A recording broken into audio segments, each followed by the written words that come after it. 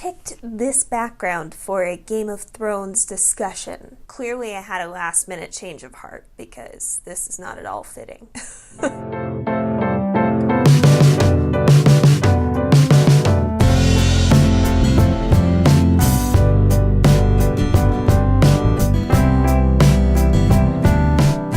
Welcome back to Dreams of Music and Makeup, or welcome here if this is your first time. I'm really glad to have you.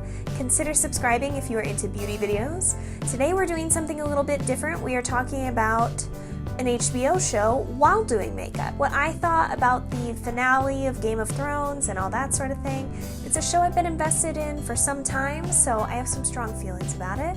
If you'd like to hear them, you're in the right place. I'm really excited to share them with you. Leave your thoughts for me in that comment section down below so we can keep this conversation going. I love having your input.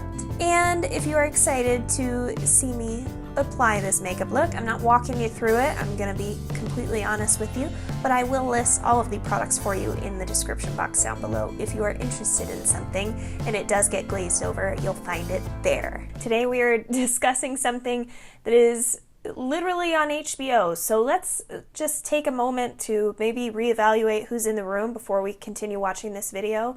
I don't normally have to give this kind of disclaimer, but this series is going to be different. This actually may be broken into a couple of different parts today because I have an appointment that's kind of thrown in the middle of all this. Let's start making me look as human-like as possible. God forbid I have to enter the world before we're actually done here. Let's start with brows. I'm going to try to stay focused and stay on the topic at hand, which is Game of Thrones. So I'm going to talk to you guys about my thoughts about Season 8, and we're just going to kind of get into it. For those of you who haven't already figured this out, please don't watch this video if you haven't watched Season 8 yet. There's going to be spoilers. Just going to state the obvious really quick before anyone can say I ruined their day. I have several bones to pick here, and let's just start with the smallest one. Cersei and Jaime. It really bothers me that one of the most wanted and hateful women in Westeros was killed by a pile of rocks. That really bugs me. I'm sure I'm not the only one. I think that could have been better played out if, say, maybe he arrived when the Hound and Arya did. So it was like kind of a squabble. Maybe the Mountain killed him in his attempt to, get closer to Cersei. Arya ultimately kills Cersei. Clegane Bowl still happens, blah, blah, blah. That was nice. I enjoyed that part. But ultimately, if you're gonna crush Cersei and Jaime to death, you can't just come back the next day and show them all pretty just laying there under one single stone. I'm sorry. I really enjoyed that they didn't completely ruin Tyrion's character.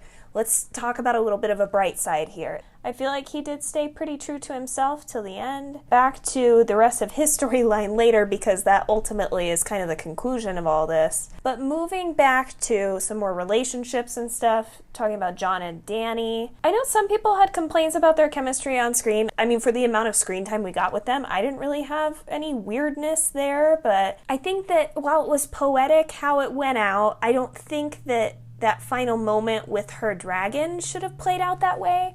I've seen a couple people on Twitter reference this and that, he could have not only burned the throne in anger, but he could have thrown some fire Jon's way. He could have, had his hair turn white, been unburned, proving he's a Targaryen. This would have been awesome. He could have either been made king, if the Unsullied could deal with that, or it would be another excuse to hide him away and again send him off to the north, which is what happened ultimately, but it would give better reason for it. I'm just saying. I'm not a writer. I'm not saying I'm a writer. I'm just saying there's a lot of people who have a lot of great ideas. When the Mother of Dragons absolutely loses her shit just because Jon doubts their relationship for a moment, they kind of lost me a bit there. I just think she's stronger than that. I truly do. As someone who's identified with her character for a really long time, let's face it, Dany has been through some shit. And frankly, without getting too deep, so have I. It would take a lot more than a weird conversation with a man to derail me. It certainly would. I think it's kind of lame that they hinged the arc ultimately of who her character became on that. That frustrated me. While it was still a blow, it shouldn't have been the final blow to her sanity. She didn't have to go crazy. I knew we were off the rails the moment he started talking to her about who his true identity is without anyone else present. That was not going to be good. Like, he could have been smart about it. Have her advisors in the room. Have some people that you trust with the other things, you know, that are going to find out anyway. Have them kind of tell you what to do. They're all going to encourage you to marry. Maybe Jon won't be so turned off by the whole idea, thus creating Mad Queen energy. There's so many different ways this could have played out, and, like, did Dany have to die? I mean, yeah, because they made her crazy, but she didn't have to be crazy. How different would things have been if, when Jon was telling Dany who he really is, if Varys and Tyrion were there?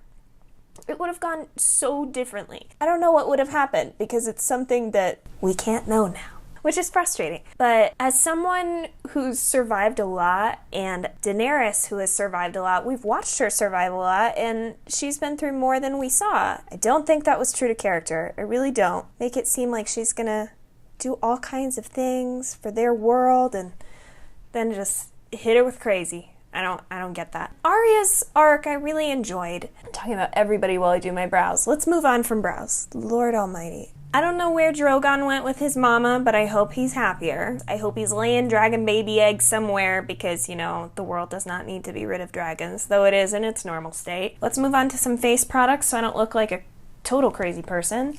Are you guys Game of Thrones fans? Are you pleased with how they finished things? Would you have changed things? Do you feel the way that I do? I think I was also frustrated that they spent so much time on the conversation with Jon and Tyrion talking about how they needed to kill Daenerys, and it just felt a little redundant and time-consuming for what it was. Because I thought that Jon had had that realization when we had that, like, freeze frame moment on his face in the middle of the battle as he's watching love of his life just burn everybody. What was that look about if it was not like, oh shit, I might have to take her out?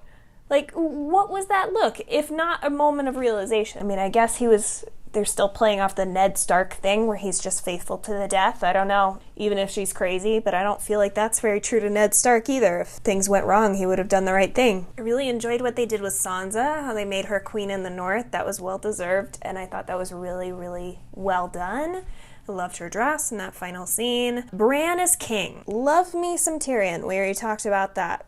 But this little harebrained idea is just a little far-fetched in that when he prefaces it with who has a better story than Bran, both my husband and I thought Jon, aka Aegon, the guy that, like, died and came back, and, you know, he's been beyond the wall, he's fought the White Walkers, he helped the Dragon Lady. That guy, he has a better story. I understand that, like, the position we're in and stuff, but Bran's a kid who got his life taken away from him, and now he's a magical tree boy. So he's gonna be king now? Okay, like, that seems normal, and not really. I'm going to set my brows really quickly. I am back from the chiropractor, and we're gonna work on some eye products now. If I look a little bit red right in here, that's because I had to lay face down for part of the adjustment. I apologize, I did lose a bit of coverage, but it is what it is. We're working with what we've got. I'm gonna use some Makeup Geek as well as some ColourPop singles. I'm also gonna use a shade from this palette by ColourPop. The other thing that frustrated me was that I know that it's not supposed to be like a fairy tale or anything, but Arya and Gendry have kind of had a connection since the beginning, and I think it frustrated me that he just kind of accepted his place as Lord and didn't, like, follow up with her. And just because she didn't want to be a lady in a house doesn't mean that she doesn't want to be your lady. He could have gone and explored with her and that kind of thing, and I think I was frustrated that they didn't, you know, have any more dialogue or anything about it. That was frustrating. There are options, guys. Let's discuss them. Bran, it was just like no explanation about where he was during the entire fight, no explanation about anything, like nothing. I don't understand. I saw this thing on Twitter today that was like, what if... I'm sorry I wasn't there when you needed me. You were exactly where you were supposed to be.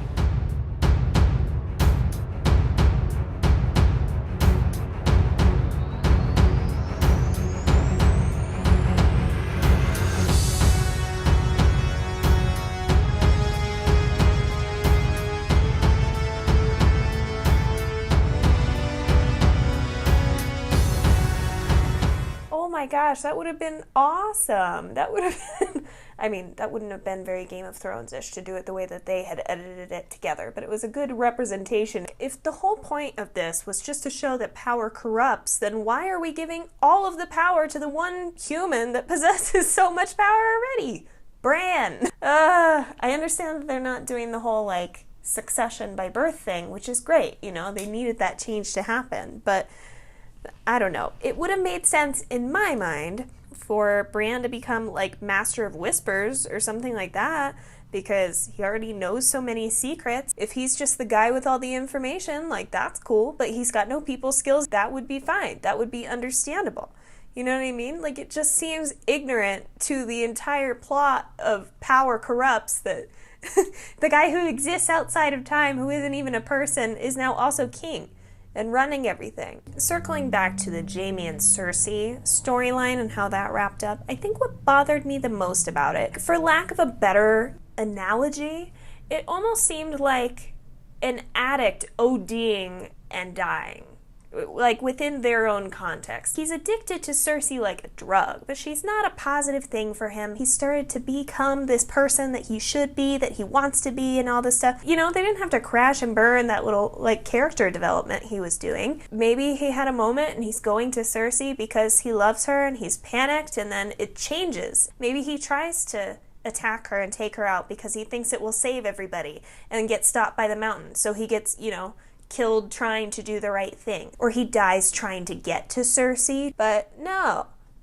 Die under a pile of rocks and then miraculously look perfect when your brother comes and finds you dead. Who else did I want to talk about? Brienne. Oh my gosh. So Brienne, I really enjoyed her. I really liked that she still had love enough for Jaime to, like, finish his story in the book. I know it has a greater title than that. I just don't care to look it up and reference it right now. I find it interesting that Jon became the Night's Watch captain again, because he specifically did not want to do that, so that doesn't really make sense to me. I feel like I'm rambling. I'm gonna finish up my eyeshadow, and then I will check in with you guys in a minute. I had envisioned something like mustardy and olivey, but this green turned out to be way more vibrant than I had ever anticipated. So much for an olive-themed eye. Thank you guys for being here. If you enjoyed this style of video, please let me know by leaving a like down below. You can leave your comments. If there's something that you felt really strongly about, a scene that you would have done better, please let us know down below. I would love to hear your thoughts. I really enjoy talking about this kind of thing with other people who feel a similar way. So if you have something to add, please let us know in that comment section. I hope you're having a wonderful day or evening wherever you are. I hope you keep dreaming, and I will see you in my next video. Bye.